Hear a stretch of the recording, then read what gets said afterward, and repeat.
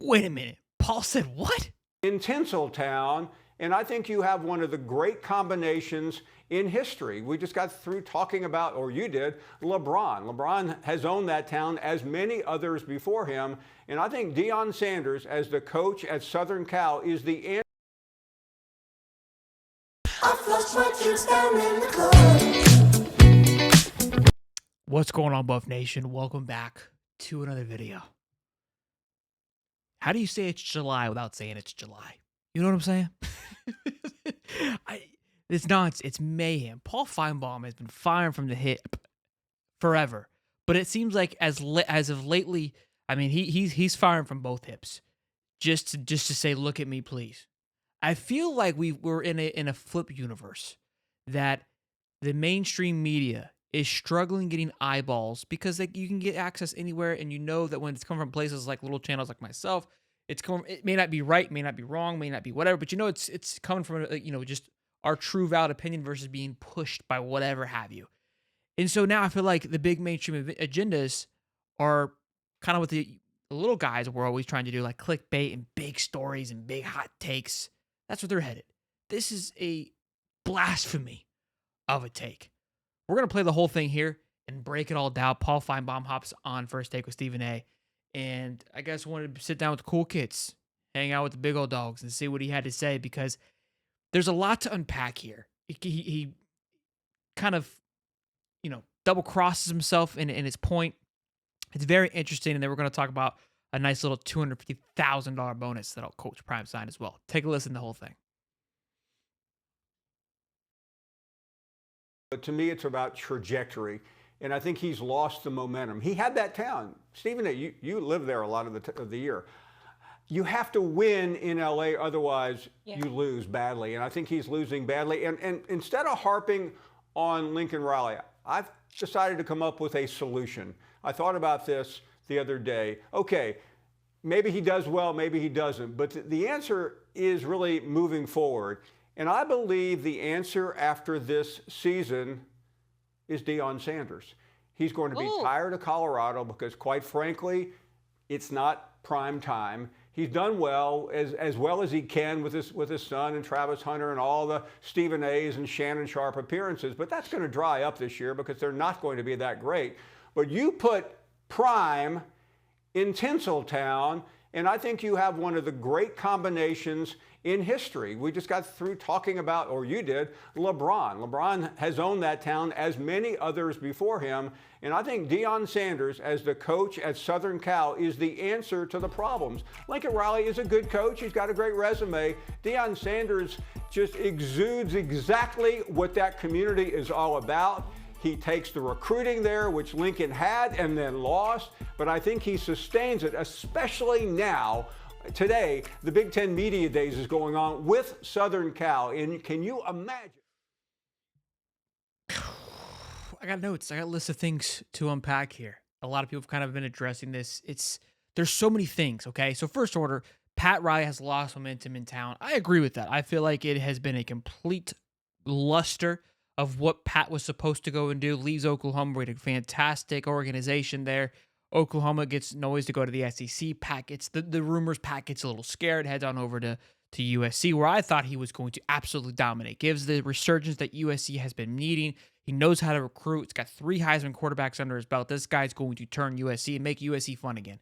That was not the case at all. And it's not over, but hasn't done well in his first 2 years at USC. What they expected him to do. And now he's going into the Big Ten with some monsters of a schedule, with some monster opponents, where Oregon's hitting its stride. Ohio State's going to hit its stride. You still got Michigan defending champions. I think they take a step back, but that's besides the point. Here's where things start to get array, right?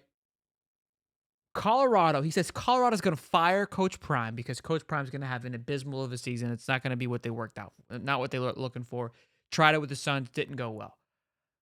Not even a close of a chance that that's happening. 0 possibility that Colorado fires Coach Prime. 0, nada. And to also say that he's tired after we've watched it. He has iterated and reiterated a million times that he loves it there at Colorado, has 0 intentions of leaving anytime soon. His family's there. Like, this is just, you're just drumming this up because it's the middle of July and you're bored. And it's like, dude, the narrative is exhausting. And I don't even want to bite into that. It's the other stuff that kind of riled me up. He goes, Coach Prime will be a great fit in California. You put Coach Prime at any school, he's going to be a great fit because he's going to bring eyeballs to the program. He is going to bring an excitement that any program outside of maybe Georgia right now, and even Alabama, they've got some exciting stuff.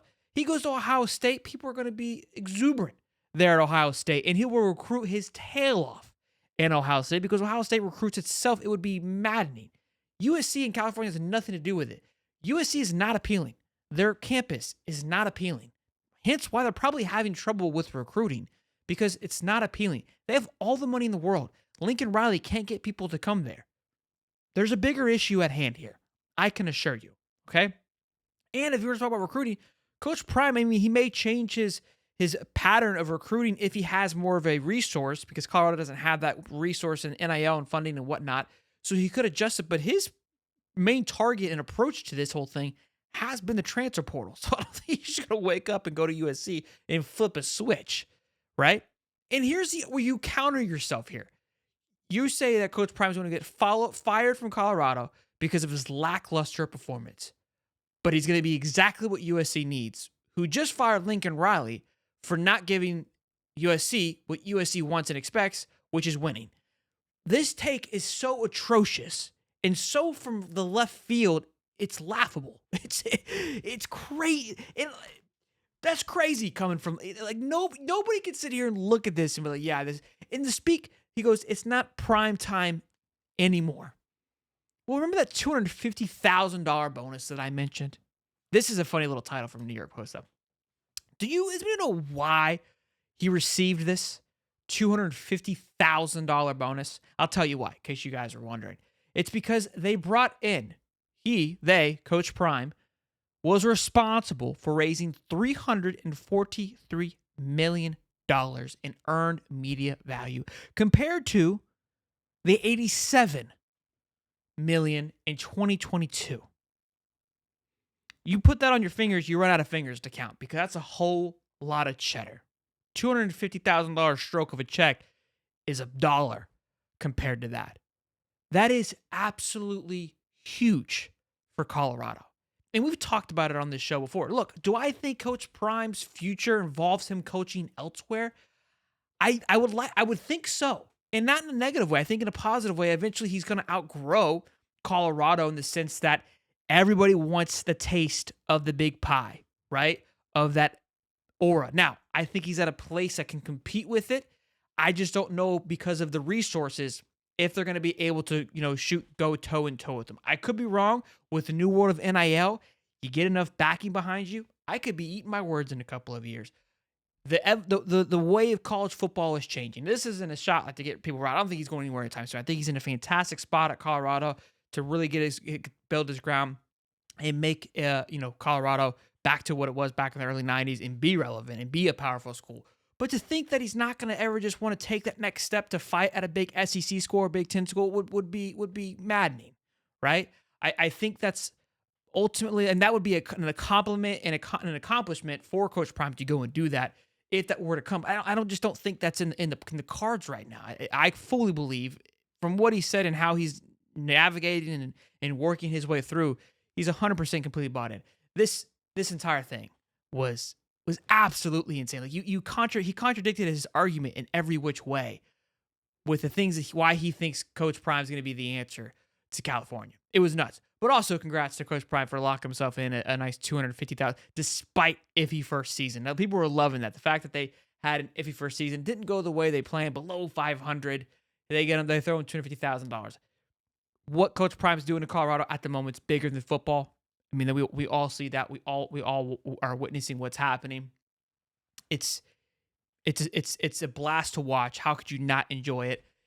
The praise for this man to fall on his face and to constantly be leaving and just dumping everything is absolutely insane. But I saw this today. I was like, we got to talk about it because it's July.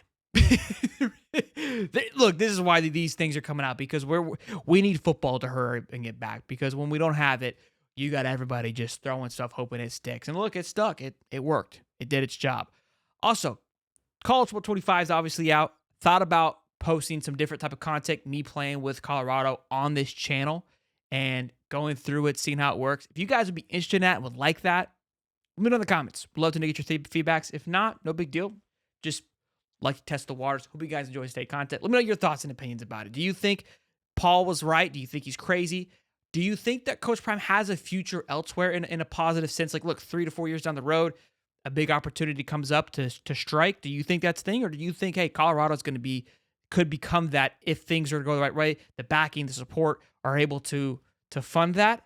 Maybe a big time, donor comes in and supports what's going on at Colorado, and that could change the entire landscape of things as well too. That has never really been a factor, but it is now because of the NIL. There's so many loopholes where this is the whole point of it. Schools like Colorado that haven't never had the support are able to compete, but they still need the backing.